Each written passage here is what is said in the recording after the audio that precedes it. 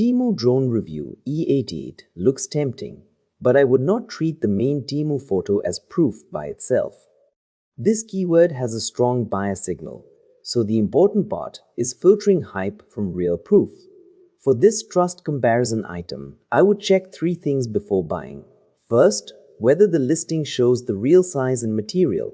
Second, whether buyer photos match the promise. And third, whether low-star reviews repeat the same complaint. The first red flag is that the main image is not enough. Buyer photos and review patterns matter.